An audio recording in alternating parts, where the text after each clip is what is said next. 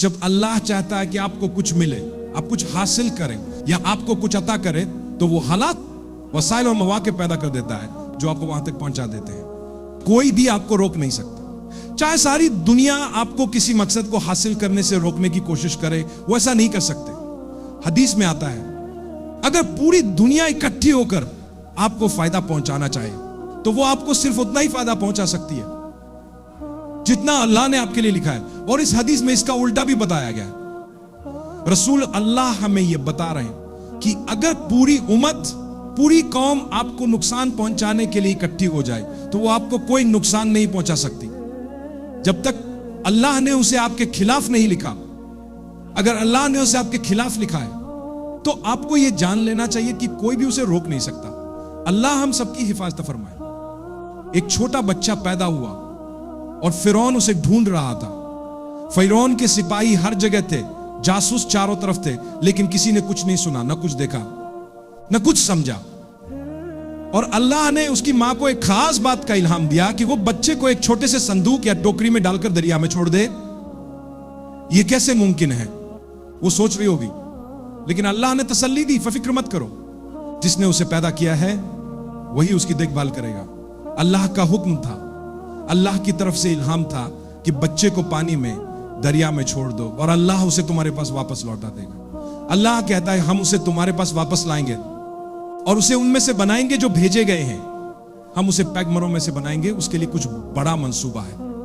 اور پھر کیا ہوا, اللہ نے فرعون کو اولاد نہیں دی تھی اور وہ بچے کی تلاش میں تھے.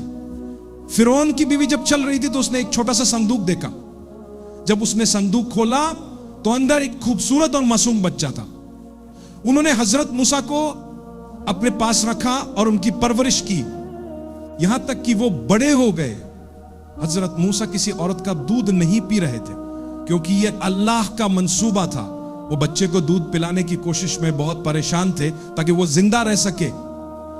حیرت انگیز طور پر اللہ نے بچے کو ماں کے پاس واپس پہنچا دیا. ایک چھوٹے بچے کی صورت میں وہ ماں کے پاس لایا گیا.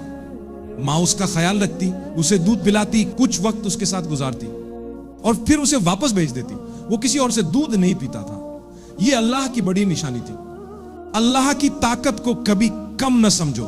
جب وہ تمہیں دینا چاہے گا تو وہ ضرور دے گا. اسے دعا مانگو, دل سے مانگو, یقین کے ساتھ مانگو. جب وقت صحیح ہوگا تو جو تم چاہتے ہو وہ تمہارے پاس آ جائے گا. یہ یاد رکھو, اگر وہ تمہارے لیے بہتر ہے اور تمہارے نصیب میں ہے تو وہ تمہاری طرف ضرور آئے گا. اگر نہیں ہے تو چاہے کچھ بھی ہو وہ تمہیں نہیں ملے گا. اللہ فرماتے ہیں کہ ہم نے حضرت موسیٰ کو اس کی ماں کے پاس واپس پہنچا دیا تاکہ اس کی ماں کی آنکھیں ٹھنڈی ہو اور وہ غم نہ کرے. وہ ایک نیک عورت تھی, اللہ سے قریب تھی اور اللہ نے انہیں ایک پیغمبر کی ماں ہونے کے لیے چنا. ذرا سوچیں کہ ان میں کتنی عظیم خوبیاں ہوں گی. میں ہمیشہ بہنوں اور بھائیوں کو یہ بات سمجھانے کی کوشش کرتا ہوں کہ اگر آپ چاہتے ہیں کہ آپ کا بچہ دین کی خدمت کرنے والا بنے تو پہلے یہ سوچیں کہ آپ خود کون ہیں. اگر میں ایک ایسا شخص ہوں جو دنیاوی فیشن کے پیچھے بھاگتا ہوں, اگر میں دنیاوی فیشن کے پیچھے بھاگ رہا ہوں, جیسے کہ میری توجہ اونچی ایڑیوں, میک اپ اور فیشن والے لباس پر ہے, تو کیا میں واقعی اس قابل ہوں کہ میرا بچہ دین کی خدمت کرے؟ بھائیوں کے لیے بھی یہی بات ہے کہ اگر وہ دین کو چھوڑ کر دنیاوی چیزوں کے پیچھے دوڑ رہے ہیں تو پھر یہ کیسے ممکن ہوگا کہ ان کا بچہ دین کے لیے کچھ کر پائے؟ آپ ہر رات کلب میں ناچتے ہیں, شراب پیتے ہیں اور ہر طرح کی سرگرمیوں میں شامل ہوتے ہیں اور عورتوں کے ساتھ وقت گزارتے ہیں. پھر آپ دعا کرتے ہیں, ہے اللہ میرے بچے کو شیخ بنا دے جو دین پھیلائے گا. میرے بھائی اور بہنوں, ہم سب اللہ کی طرف واپس لوٹیں. ابھی بھی وقت ہے کیونکہ ہم سانس لے رہے ہیں. ذرا دنیا پر نظر ڈالیں, دنیا کو دیکھ کر سیکھیں, لوگوں کو دیکھیں اور غور کریں کہ سب سے خوش لوگ وہ ہیں جو دنیاوی چیزوں کے پیچھے نہیں بھاگتے. یاد رکھیں, واللہ میں آپ سے سچ کہتا ہوں, ہو سکتا ہے آپ چمک دھمک کو دیکھیں, شہرت کو دیکھیں, کسی ایسے شخص کو دیکھیں جسے دنیا سپر ہیرو یا فلمی ستارہ مانتی ہو, لیکن حقیقت میں وہ اندر سے مایوس ہوتے ہیں, وہ مشکلوں سے گزر رہے ہوتے ہیں. کبھی کبھی وہ مختلف نشوں یا لت کا شکار ہوتے ہیں, حتیٰ کہ منشیات کا بھی. وہ ذہنی دباؤ میں ہوتے ہیں اور کبھی کبھی دوہری شخصیت, بائی پولر جیسے مسائل کا سامنا کر رہے ہوتے ہیں. اگر آپ پابندی سے نماز پڑھتے ہیں تو آپ کا بچہ چلنے سے پہلے ہی سجدے میں ہوگا. क्या आप जानते हैं क्यों? क्या आपने उससे कोई बात की? नहीं। या अल्लाह का पैगाम है कि देखो, अगर तुम खुद अच्छे हो तो इंशाअल्लाह अल्लाह की रहमत से तुम्हारे बच्चे की तरबियत भी अच्छी होगी। जब बच्चे एक खास उम्र तक पहुंच जाते हैं तो फिर उनका अमल उनके और अल्लाह के दरमियान होता है। एक खास वक्त तक आपने उनकी देखभाल की, लेकिन उसके बाद वो अपनी जिंदगी के फैसले खुद करते हैं। मैं सिर्फ एक मिसाल दे रहा हूं, अपने बारे में नहीं कह रहा। फर्ज करो कि मैंने अपने बच्चों की एक खास उम्र तक देखभाल की और उसके बाद वो सही रास्ते से हट जाए, तो मैं अल्लाह से कह सकता हूं, या अल्लाह, मैंने अपनी तरफ से पूरी कोशिश की और उन्हें बेहतरीन तालीम दी। मैं अभी भी उनके लिए दुआ करता हूं और जब तक मुमकिन हो उन्हें सही रास्ता दिखाता रहूंगा। लेकिन अब वो खुद मुख्तार हैं और अपने फैसले खुद कर रहे हैं। ये मामला अब तेरे और उनके दरमियान है। या अल्लाह, उन्हें सही हिदायत दे। मैं अपनी हद तक कोशिश कर सकता हूं कि उन्हें रहनुमाई फराम करूं, लेकिन हिदायत के मुख्तलिफ दर्जे होते हैं। एक तो यह है कि मैं उन्हें दिखा सकता हूं कि सही रास्ता कौन सा है, मगर तौफीक यानी दिल में हिदायत बैठाना सिर्फ अल्लाह की तरफ से आती है।